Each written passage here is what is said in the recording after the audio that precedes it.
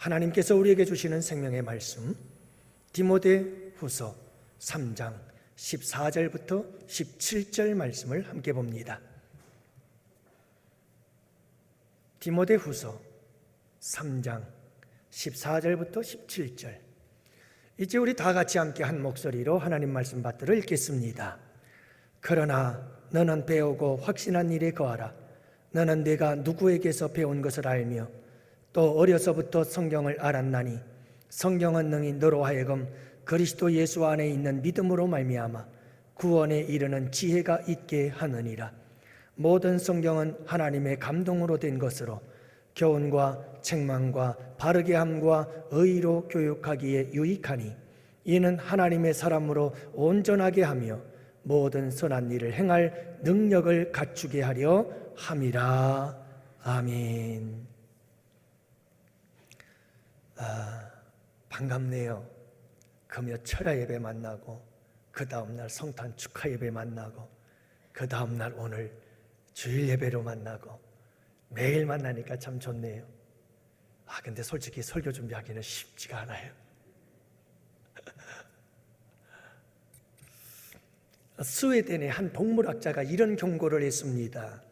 개를 보고 웃지 말라. 따라합시다. 개를 보고 웃지 말라. 여러분, 웃는다는 것은 참 좋은 것입니다. 그래서 사람들에게 호감을 주지요. 그러나 개 앞에서 웃는다는 것은 굉장히 위험한 일입니다. 왜냐하면 여러분, 사람이 웃을 때 이가 드러나면 개는 나를 잡아먹으려고 그러는구나 이렇게 착각을 합니다. 그래서 개가 먼저 달려들어 버려요. 그러면 개에게 물립니다. 여러분, 이 경고가 주는 우리에게 주는 메시지 교훈이 있습니다. 그것은 뭐냐 하면 여러분, 우리가 우리의 생각대로만 살다 보면 굉장히 위험한 상황이 올 수 있다는 겁니다. 개 앞에서는 우리가 처해야 할 또 다른 행동이 필요하다는 거죠. 그냥 우리가 가지고 있는 생각대로 살다 보면 여러분, 우리에게 위험한 상황이 벌어질 수가 있다는 사실을, 여기저기서 개들이 달려들어 물어버릴 수 있다는 사실을, 그래서 우리가 상하고 찢기게 될 수 있다는 사실을 말씀해 주지 않아요? 윌리엄 맥도날드라고 하는 사람이 영적으로 방황하는 사람들 7가지 특징을 이야기합니다. 여러분들 잘 들어보십시오. 올 한 해 동안 내 영혼이 방황하지는 않았는가? 첫째, 성경이나 기도에 대한 맛을 잃어버린다. 여러분, 병든 사람들의 가장 첫 번째 나타나는 증세가 입맛이 없습니다. 영적으로 병들고 방황하는 사람의 첫 번째 특징은 하나님의 말씀과 기도에 대한 맛을 잃어버립니다. 두 번째, 영적인 그리스도인과 교제를 나누고 싶어 하지 않고 피하게 되는 겁니다. 자꾸 예수 믿는 사람들, 성도들을 피하기 시작합니다. 성도들과 만나 교제하는 게 싫어지기 시작합니다. 이것은 영적으로 병든 것이요 방황의 시작입니다. 세 번째, 하나님을 거의 의뢰하지 않습니다. 의지하지 않는다는 거지요. 자기 마음대로 계획을 세우고 자기가 원하는 대로 살아갑니다.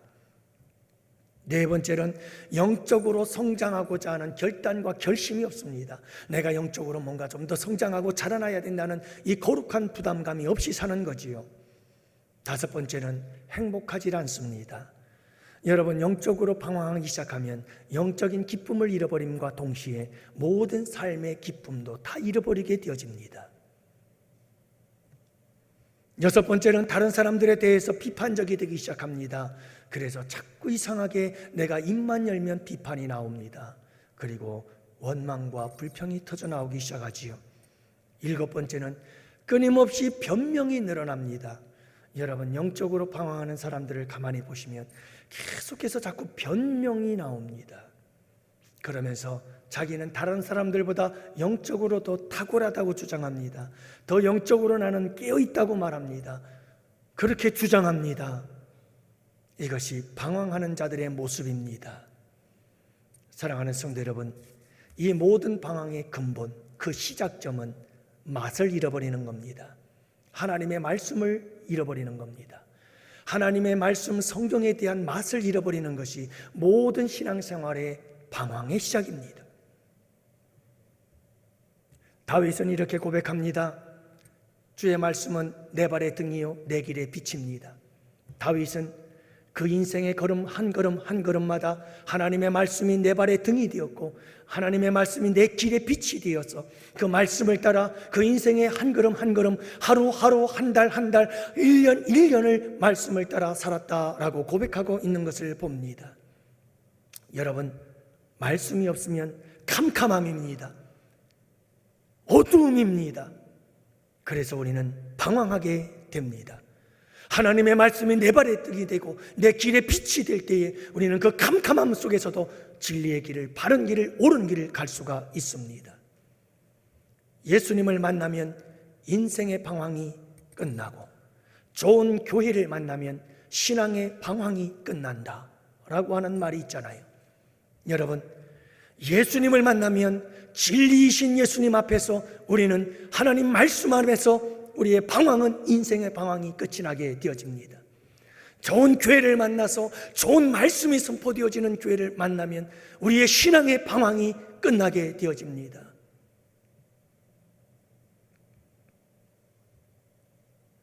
믿음은 들음에서 납니다. 다시 말하면 믿음은 성경에서부터 시작이 됩니다. 그러므로 하나님의 말씀이 없으면, 성경이 없으면 믿음은 시작도 과정도 끝도 없는 겁니다. 우리의 믿음은 들음에서부터 시작되고 우리의 믿음은 들음에서 자라고 우리의 믿음은 들음을 통하여 순종으로 완성되어지는 것입니다. 여러분, 김남도 교수, 서울대 교수는 이렇게 말합니다. 아프니까 청춘이다라고 하는 책에서 이렇게 말하지요. 여러분, 시계보다 필요한 것은 나침반입니다. 시계를 바라보면서 마음 졸이고 빨리 급하다고 서둘러 살아가지 마시고, 여러분, 우리가 바라봐야 할 것은 나침반입니다. 방향입니다. 어디로 가야 할지를 방향을 잘 잡아야지 잘못된 방향을 빨리 달려가다가는 대형 사고가 터집니다. 그러면서 그는 말합니다. 우리가 바른 길을 간다고 퍼즐을 맞췄는데 마지막 퍼즐을 맞추려고 했더니 모든 퍼즐이 다 잘못 맞춰져 있다. 여러분, 이것보다 황당한 일이 어디 있겠습니까? 우리의 인생을 살아갈 때 우리 모두는, 여러분, 지난 한 해를 살아오면서 우리는 시계를 바라보면서 빠르냐 늦으냐, 이게 지금 제대로 가고 있느냐를 바라보지 않은 채 시계만 바라보면서 달려왔습니다. 그러나 여러분, 우리에게 정작 중요한 것은 나침반입니다. 어디로 가야 할 것인가? 무엇을 하며 살아야 할 것인가? 그 나침반이 성경이요, 그 나침반이 하나님의 말씀인 것입니다. 나침반이 없으면 방황하는 겁니다. 방향을 잃어버리고 방황하게 되는 겁니다. 방황하는 인생은 여기저기 부딪혀 생채기들이 나기 시작하고 아픔과 상처를 움켜쥐게 되어 있습니다. 사랑하는 양원의 성도 여러분들, 2021년 이 마지막 송년 주일에 우리가, 여러분, 한 해를 돌아올 때에 우리는 무엇을 바라보며 무엇을 향하여 달려오셨습니까? 혹시 캄캄한 어두움 속에서 방황하며 이 한 해를 지내진 않았나요? 시계만 바라보면서 시계에 쫓기며 시간에 쫓기며 정신없이 달려온 한 해는 아니었던가요? 그래서 우리의 삶이 방황이 지나고 나니 참 허망하기도 하고 헛되기도 하고 후회되기도 하고 아쉽기도 한 그런 한 해의 연말이 아닌가요? 오늘 여러분, 이 말씀을 통해서 우리가 함께 살펴보기를 원합니다. 도전받기를 원합니다. 그리고 2021년을 아름답게 마무리하고 2022년은 새로운 희망을 품고 도전하고 출발하는, 그래서 아름다운 마무리, 아름다운 시작의 준비를 이루어 나가는 양원의 성도들이 되시기를 주님의 이름으로 축복합니다. 오늘 본문에서 사도 바울은 사랑하는 제자요 영적인 아들인 디모데에게 이렇게 말합니다. 성경을 배워라. 너는 배우고 확신한 일에 거하라. 성경을 배워라. 그리고 그 배운 성경 말씀을 확신을 가지고 살아라. 다음엔 그 확신을 가진 하나님 말씀 안에 거하며 그 말씀을 따라 살아가라, 이렇게 말씀하고 있습니다. 사랑하는 성도 여러분, 성경을 배워야 하는 것입니다. 우리에게 도전하고 있는 겁니다. 우리는 그동안 얼마나 성경 말씀을 배웠는가? 얼마나 우리는 하나님의 말씀을 사모했는가? 그동안 우리는 얼마나 하나님의 말씀에 갈급해 했는가? 우리는 얼마나 하나님의 말씀을 붙잡고 살았는가? 한 해를 돌아보면서 이제 여러분 얼마 남지 않은 이 한 주 동안은 새해를 준비하되, 새해에는 성경을 배우고 하나님의 말씀을 따라 살리라 결단하는, 그래서 나침반과 같은 하나님의 말씀, 내 발의 등 내 길에 빛이 되주는 이 말씀을 따라서 2022년 새해에는 방황하지 않으리라. 한 걸음 한 걸음이 빛이요 발급의 길이요 옳은 길이요 의의 길이요 축복의 길을 걸어가리라. 여러분, 결단하는 이 마지막 송년 주일이 되시기를 주님의 이름으로 축복합니다. 하나님께서 오늘 우리에게 도전하시는 이 말씀, 왜 성경을 배워야 하는 세 가지 이유를 말씀하고 있습니다. 그 첫 번째는 성경은 구원에 이르는 지혜가 되기 때문입니다. 성경은 능히 너로 하여금 그리스도 예수 안에 있는 믿음으로 말미암아 구원에 이르는 지혜가 있게 하느니라. 여러분, 성경에는 하나님께서 우리로 하여금 구원에 이르게 만드는 놀라운 지혜가 담겨져 있습니다.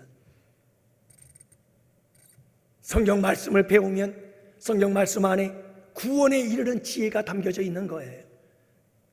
그래서 이 성경 말씀을 통해서 우리는 구원을 얻게 되어집니다. 하나님께서는 하나님 당신을 우리에게 나타내 보여주시기 위한 계시, 리벌레이션, 이 계시라고 하는데, 여러분, 이것은 두 가지의 계시로 하나님은 우리에게 당신의 모습을 보여주십니다. 첫 번째 계시가 자연 계시, 일반 계시라고 말하는 것입니다. 여러분, 온 우주 만물과 자연 속에는 하나님의 하나님 되심을 보여주고 드러내고 계십니다.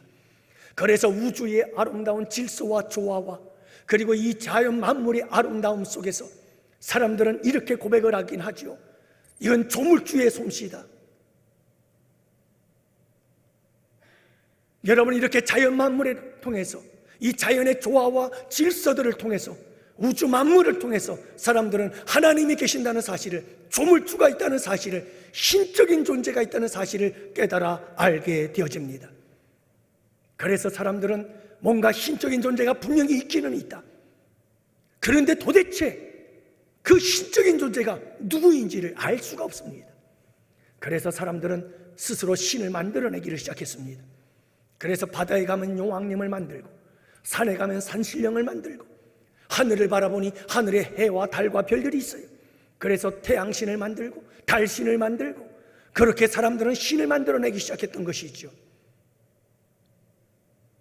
그러나 여러분, 이와 같은 자연 만물 우주를 바라보면서 우리는 하나님, 참된 하나님을 알 수가 없습니다. 구원의 길을 알 수가 없습니다. 분명히 신적인 존재가 있기는 있는 것 같은데 그 신적인 존재가 어디에 있는지, 그 참된 신은 어디 있는지를 알 수가 없는 거예요. 그래서 하나님께서 또 하나의 계시를 우리에게 주셨습니다. 그 계시가 바로 성경입니다. 이 성경을 통해서 하나님은 내가 어떤 분이신지를 보여주고 계십니다. 우리가 구원받을 수 있는 길, 예수 그리스도가 어떤 분이신지를 보여주십니다. 우리를 예수 믿게 만드는 거룩한 성령님, 그분이 어떤 분이신지를 우리에게 말씀해 주십니다. 그래서 성부, 성자, 성령, 삼위일체 하나님에 대하여 가세하게 구체적으로 충분한 구원에 이를 수 있는 지혜를 이 말씀 속에 담아 주셨습니다. 그래서 성경은 능히 우리로 하여금 구원에 이르게 하는 지혜가 되시는 줄을 믿으시기 바랍니다. 이걸 특별계시라고 말합니다. 이 특별계시는 곧 성경입니다. 사랑하는 성도 여러분, 이렇게 우리로 하여금 성경 말씀 안에는 구원에 이르게 하는 지혜가 있는데, 바로 이 지혜가 무엇인가? 구원에 이르게 하는 지혜가 무엇인가? 바로 그것이 예수 그리스도입니다. 예수 그리스도가 우리를 구원에 이르게 하는 지혜입니다. 고린도전서 1장 24절 말씀, 그리스도는 하나님의 능력이요 하나님의 지혜니라. 예수 그리스도, 그분은 하나님의 지혜인 것입니다. 우리를 구원하기 위한 하나님의 지혜. 그래서 여러분, 특별 계시인 이 성경 말씀은 신약도 구약도 신약도 다 예수 그리스도가 주제이십니다. 그래서 구약은 오실 예수님, 장차 인류를 구원하기 위해 오실 예수님에 대한 예언의 말씀이요, 신약은 오신 예수님, 그리고 장차 재림의 주로, 심판의 주로 다시 오실 예수님에 대한 이야기. 그래서 신약과 구약과 신약은 모두가 다 그 주제가 예수 그리스도예요.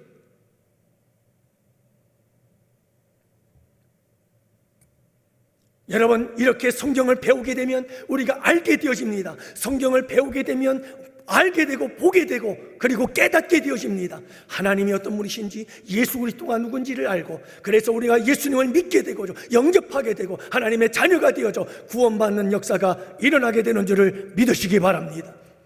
그래서 성경을 배워야 하는 겁니다. 성경 안에 구원이 있기 때문입니다. 사랑하는 성도 여러분, 성경을 읽음으로 배우십시오. 설교를 들음으로 배우십시오. 목회자의 가르침을 받음으로, 초대교회처럼 사도들의 가르침을 받았더라. 배워야 합니다. 다른 곳에서 배우다가 이단에 빠지지 마시고 교회에 다니는 목사, 교육자들에게 배우셔야 합니다.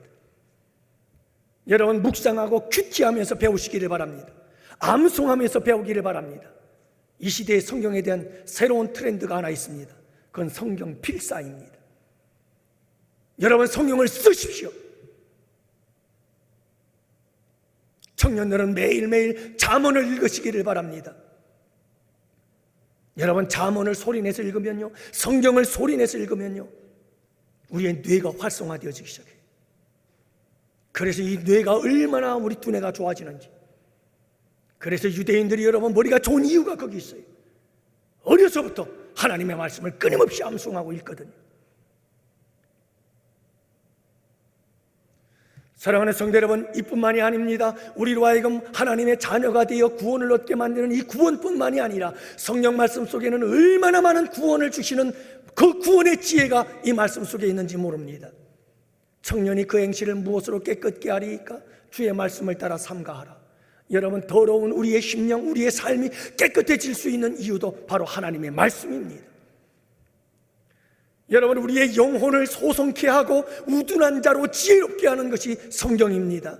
여호와의 율법은 완전하여 영혼을 소생케 하시고 여호와의 증거는 확실하여 우둔한 자로 지혜롭게 하느니라. 사랑하는 성도 여러분, 내 영혼을 살아나게 만들고 내 영혼이 힘있게 만들고 내 영혼을 강하게 만드는 것은 하나님의 말씀, 영의 양식을 먹을 때입니다. 우둔한 자가 지혜롭게 되어지는 것은 바로 하나님 말씀 안에 담겨 있습니다. 하나님의 말씀보다 더 지혜로운 것은 없습니다. 여러분, 성경은 원수보다 지혜롭게 만들지요. 그래서 시편에서 시인은 이렇게 고백합니다. 그것이 하나님의 말씀이 나로 원수보다 지혜롭게 하나이다. 다윗이 수많은 원수들과 싸우며 말할 수 없는 괴로움과 고통 속에 살았지만 그가 고백하는 고백은 이것입니다. 수많은 원수들이 내 인생 속에서 나를 힘들고 괴롭게 만들었지만 주님, 결과를 보니, 지나고 보니 그 모든 원수들보다 나가 지혜롭게 되었습니다. 그것은 하나님의 말씀 때문이었습니다. 원수들보다 지혜로워 내가 원수들을 이길 수 있었던 것, 그것은 하나님의 말씀 때문이었습니다. 사탄 마귀를 이길 수 있는 힘과 능력과 지혜가 어디서 나오나요? 이 구원의 능력이 어디서 나오나요? 우리 예수님께서 공생애를 시작할 때 사탄 마귀가 찾아와 세 가지 시험을 했을 때 예수님은 예수 그리스도 그분께서는 말씀으로 물리쳤습니다. 하나님의 말씀은 사탄 마귀의 권세로부터 우리를 건져내시는 구원의 능력이 되는 줄을 믿으시기 바랍니다. 왜요? 여러분이 성경이, 하나님의 말씀이 왜 이런 능력이 있는 걸까요? 왜 이런 구원의 은혜가 있는 걸까요?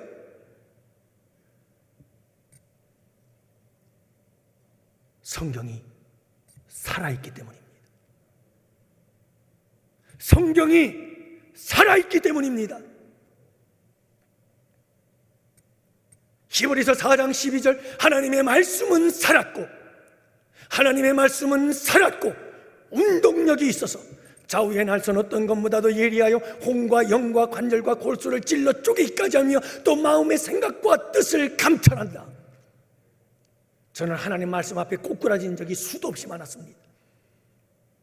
왜냐하면 하나님의 말씀을 묵상하다 보면 어떻게 그 하나님의 말씀이 내 심령 깊숙한 곳에 감추어 놨던 것들을 그렇게 예리하게 알고 있는지 내 가슴을 팍팍 찌르는데, 이야, 이 말씀은 기가 막힌 말씀입니다. 관절, 골수, 우리의 생각과 우리의 마음 깊은 곳까지도 찌르는 아주 예리한 검, 하나님의 말씀은 살아있습니다. 여러분, 하나님의 말씀이 살아있는 이유가 뭘까요? 하나님의 말씀이 살아있는 이유는 하나님께서 말씀하신 이 말씀하신 그 하나님이 살아계시기 때문에 그래요.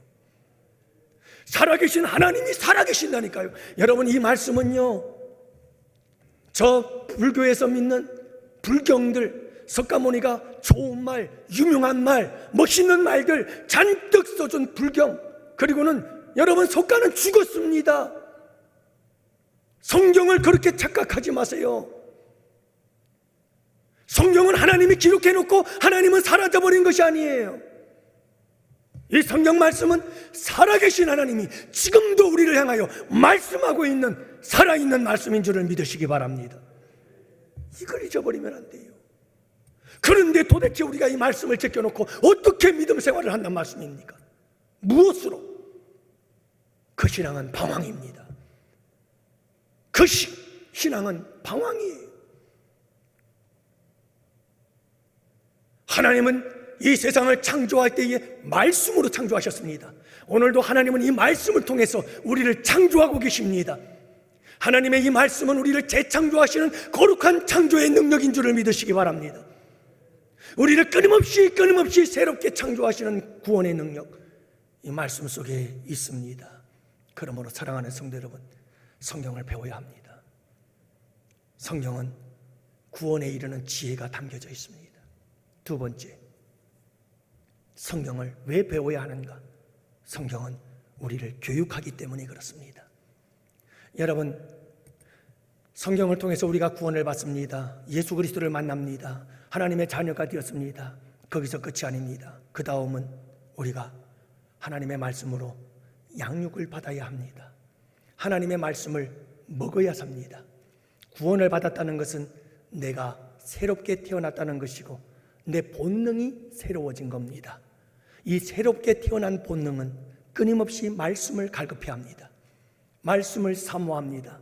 영의 양식, 하나님의 말씀을 먹지 않으면 견딜 수가 없습니다. 그 배고픔을 어찌 참을 수 있다는 말입니까?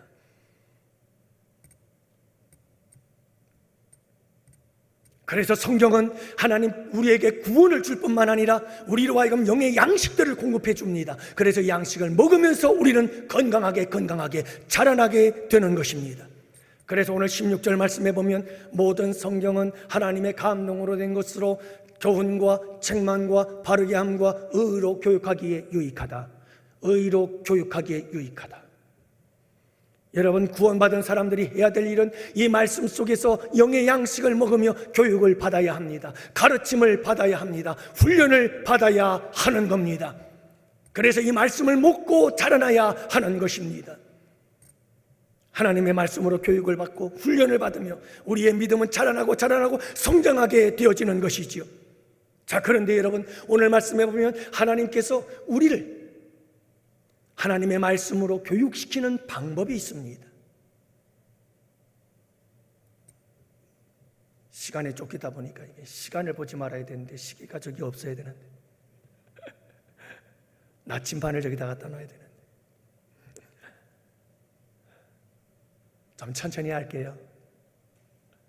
여러분, 하나님께서 우리를 말씀 안에서 가르치는 방법을 오늘 본문에서 가르쳐주고 있습니다. 우리 주님께서 우리를 말씀으로 잘 가르치고 교육하며 양육해가는 방법, 그 첫 번째가 뭐냐면 교훈이라고 하는 겁니다. 하나님은 끊임없이 말씀을 통해서 우리를 교훈합니다. 얘들아, 이렇게 가야 되는 거야. 이 길로 가는 게 바른 길이야. 이 길이 옳은 길이야. 이런 길은 나쁜 길이야. 이런 길은 멸망의 길이야. 이거는 저주의 길이고 멸망의 길이란다. 우리 주님께서는 우리에게 끊임없이 교훈해 주십니다. 그러면 우리가 그 말씀을 듣고 그 길을 갑니다. 자, 교훈을 따라갑니다. 교훈을 따라갑니다. 그러다가 이게 웬일이에요? 그만 삼천포로 빠져버렸어요. 옆으로 삐딱을 타기 시작했습니다. 자, 그래서 우리가 잘못된 길을 가기 시작합니다. 이렇게 잘못된 길을 갈 때 우리 주님께서 두 번째 방법을 사용하십니다. 그리로 가면 안 돼. 그 길로 가면 멸망의 길이야. 그 길로 가면 채찍이 기다려. 그 길로 가면 안 된다고 경고를 하시면서 우리 주님께서 하시는 두 번째 방법은 교훈 다음엔 책망입니다. 잘못된 길을 갈 때 책망을 하십니다. 꾸짖습니다. 사랑하는 성도 여러분, 강단에서 말씀을 전할 때 저는 추워도 고를 마음이 없습니다. 누구를 깐다고 생각하지 마십시오. 누구 한 사람을 향하여 내가 공격한다고 생각하지 마십시오. 저는 절대로 그럴 마음도 없고 그럴 생각도 없습니다. 저는 하나님의 말씀을 말씀되게 전할 뿐입니다. 여러분, 똑같은 말씀을 전하는데도 누군가에겐 교훈의 말씀으로, 누군가에겐 책망의 말씀으로 들립니다. 하나님의 음성으로 듣고 아하, 내가 잘못된 길을 가고 있었구나, 빨리 깨닫기를 바랍니다. 그래서 우리 주님께서 사용하시는 방법이 교훈과 책망입니다. 그 다음에 여러분 잘못된 길을 가다가 책망을 받고 아하, 내가 이 잘못된 길을 가고 있었구나, 안 되겠구나, 주님 그럼 어떻게 해야 되죠? 그러면 주님께서 가르쳐 주십니다. 바른 길을 가르쳐 줍니다. 이렇게 돌아와야 바른 길이야. 세 번째가 바르게 함입니다.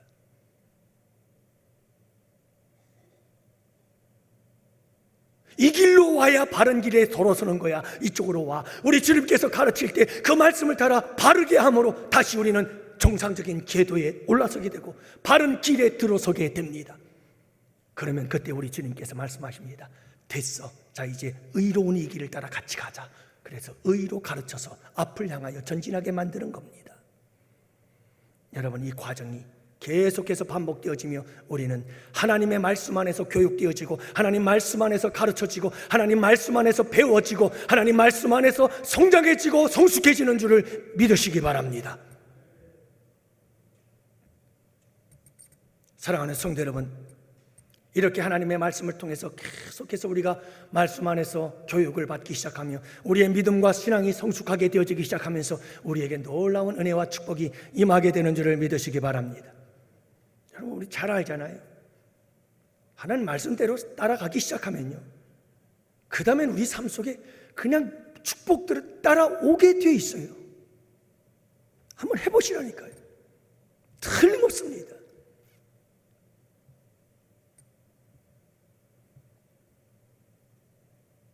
여러분, 유대인들이 지금도 아이들이 태어나면 제일 먼저 가르치는 게 뭔지 아십니까? 참, 그 사람들은 정말 지독할 정도예요. 아이가 태어나잖아요. 그리고 꿀을 빨아서 먹을 나이가 되어서, 그 나이도 아니죠.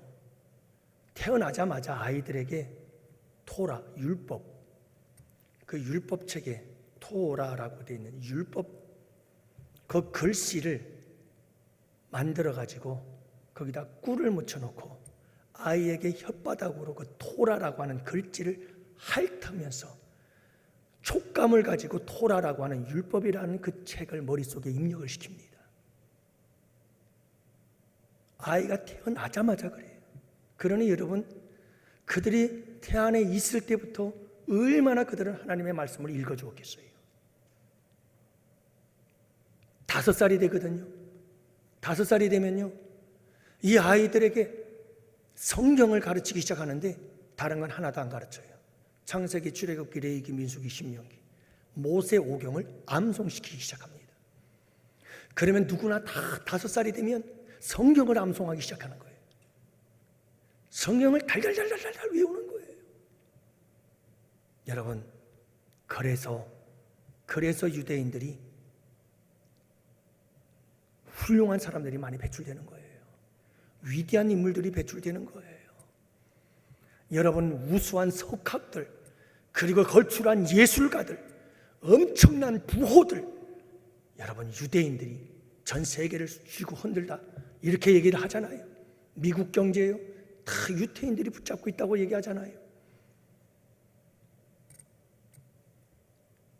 왜요?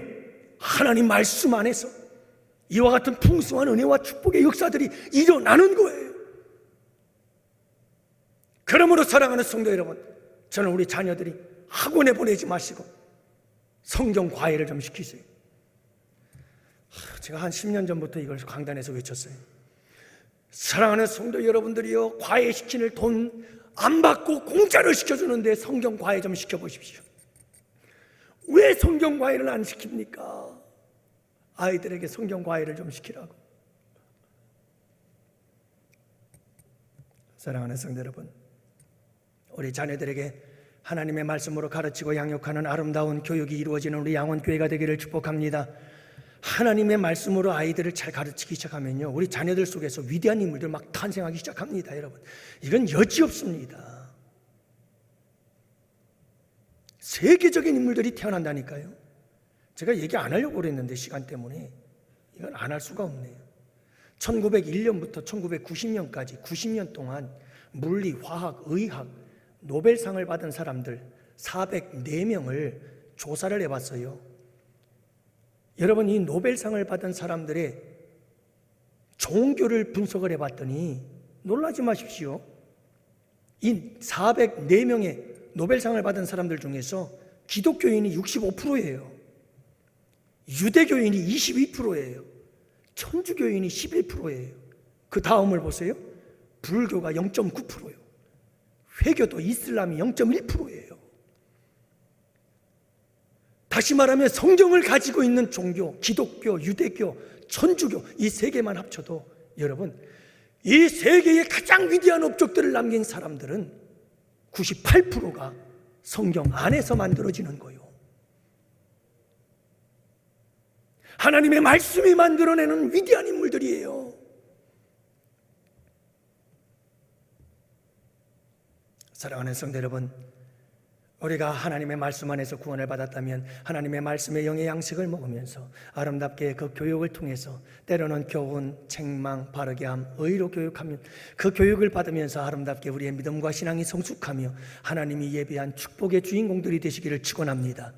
마지막 결론 세 번째는 이겁니다. 여러분, 하나님의 사람으로 온전하게 합니다.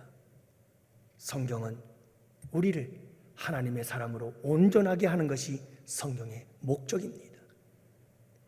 그래서 오늘 17절 말씀해 보면 이는 하나님의 사람으로 온전하게 하며 모든 선한 일을 행할 능력을 갖추게 하려 함이라 말씀하고 있잖아요. 사랑하는 성도 여러분, 성경 안에서 구원받고 성경 안에서 교육을 받으며 가르침을 받으며 성장해서 마침내 하나님 앞에 온전한 사람이 되어지게 만드는 것이 성경이에요. 그렇다면 여러분, 하나님께서 가장 온전하게 만드는 것, 그것은 무엇일까요? 하나님 앞에 온전하다는 것은 어떤 모습일까요? 17절 말씀, 모든 선한 일을 행할 능력을 갖추게 하려 하심이라. 모든 선한 일을 행할 수 있도록 능력을 갖추는 거예요. 우리 성도님들 한 사람 한 사람이 모든 일에 선을 행할 능력을 갖추는 거예요. 그게 하나님 앞에 온전함이에요.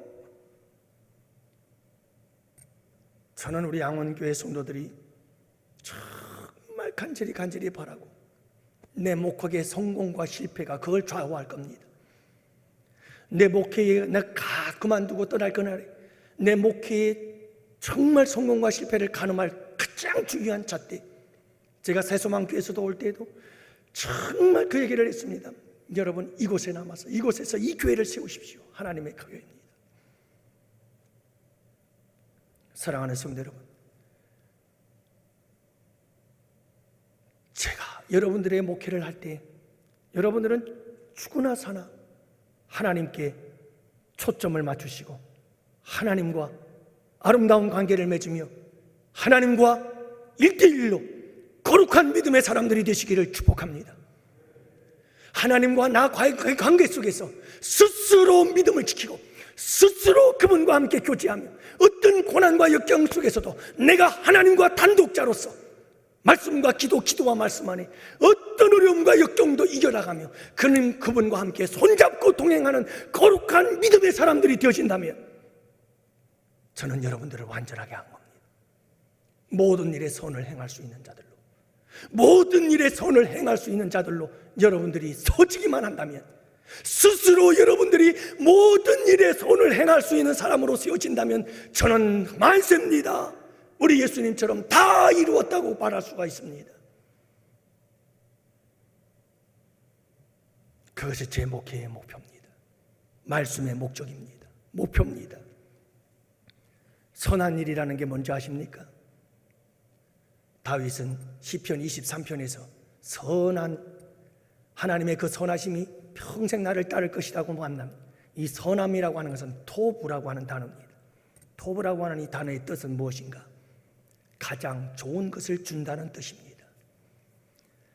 가장 좋은 것을 주는 것입니다. 그러니까 모든 일에 선을 행할 수 있는 자격과 능력을 갖춘 자, 그가 하나님 앞에 온전한 자인데, 그 선을 행한다는 것은 여러분 모든 일에 대하여 그 누구에게 대하여 내가 가장 소중하게 여기는 것, 내가 가장 좋게 여기는 것을 줄 수 있는 그 자리에 이르는 사람이 온전한 사람이다, 이 말이에요. 하나님이 선하신 분이십니다. 예수님조차도 왜 나보고 선하다고 하느냐? 선한 이는 오직 하나님 한 분뿐이라. 하나님은 선하십니다. 왜 선하느냐? 하나님은 당신의 가장 사랑하고 가장 존귀하고 가장 좋은 것 예수 그리스도를 우리에게 아낌없이 내어주셨기 때문에 가장 좋은 것을 주신 그분이 선한 것입니다. 예수 그리스도 그분이 선하십니다. 왜요? 당신의 생명, 가장 소중한 것을 우리를 위해 내어주셨기 때문입니다. 그러므로 사랑하는 성도 여러분, 오늘 이 본문 속에서 말씀하고 있는 하나님 앞에 온전한 자란 어떤 자인가? 모든 사람들에 대하여 내가 가장 소중히 여기는 것, 예수님처럼 내 생명까지라도 다 내어줄 수 있는 사람, 하나님을 위하여, 이웃을 위하여 내 가장 소중한 것을 내어줄 수 있는 그 사람, 그 믿음, 그 자리, 그게 바로 하나님이 꿈꾸시는 성경 말씀을 통해서 하나님 앞에 완전한 자인 줄을 믿으시기 바랍니다. 사랑하는 성도 여러분, 우리 양원교회 성도들이 2021년을 돌아보고 이제 2022년을 준비하면서 여러분, 빛도 없이 등불도 없이 나침반도 없이 방황하는 1년이 아니라 이제 2022년은 하나님 말씀 꼭 붙잡고 방황치 아니하고 여러분 그 말씀을 따라서 주님이 기뻐하시는 그 온전함을 향하여 한 걸음 한 걸음 성경 말씀 안에서 구원을, 성경 말씀 안에서 아름다운 교육과 가르침을, 그리고 그 성경 말씀 안에서 온전함을 이루어 나가는 우리 양원의 성도들 꼭 되시기를 주님의 이름으로 축복해요. 아름다운 마무리 그리고 복된 새해가 되기를 주님의 이름으로 축복합니다. 기도합시다. 아버지 하나님, 고맙습니다. 감사합니다. 에베네셀의 하나님이셨습니다. 선한 목자셨습니다. 인도해 주셔서 감사합니다. 아버지, 오늘 주신 말씀을 가지고 한 해를 돌아보고 오늘 주신 말씀을 가지고 남은 한 해를 준비하며 새해를 맞이할 수 있도록 우리 주님 은혜 내려 주시옵소서. 아버지, 2022년 방황하지 말게 하시고 저희들로 하여금 아버지 하나님 앞에 온전한 사람으로 아름답게 발전해 나아가고 성장해 나아가며 전진해 나아가는 주의 백성들이 되게 하여 주옵소서. 그리하실 우리 주님을 찬양합니다. 오늘도 주님 앞에 귀한 예물 드렸습니다. 11조 주정헌금, 감사헌금, 1,000번, 장학, 건축, 선교, 성미, 봉사, 차량 안내 뿐만 아니라 아버지 방송 그리고 반주, 아버지 하나님 여기저기서 아름답게 주님을 섬긴 사랑하는 손길들 기억하여 주옵시고 우리 주님 축복하옵소서. 때를 따라 채워주시고 필요를 따라 공급하시는 하나님의 놀라우신 은혜와 축복이 함께하여 주옵소서. 은밀한 중에 섬기는 주의 백성들에게 남들이 알지 못하는 주님의 은밀한 은혜와 축복이 충만하게 하옵소서. 감사하오고 이제는 우리 주 예수 그리스도의 구속의 은혜와 하나님 아버지의 사랑하심과 성령님의 교통하시고 인도하심이 이곳에 모인 주의 백성들 머리 위에, 가정 위에, 생업 위에, 우리 양원교회와 양원교회에서 협력하는 국내의 교회와 선교지와 기관들 위에와 사랑하는 조국 대한민국과 군복무, 유학, 기타 사정으로 출타한 양원의 지체들, 권속들 머리 위에와 아프리카에서 거룩한 선교의 사역을 이루시는 우리 오월로 목사님의 사역 위에 이제로부터 영원토록 함께 있을지어다. 아멘.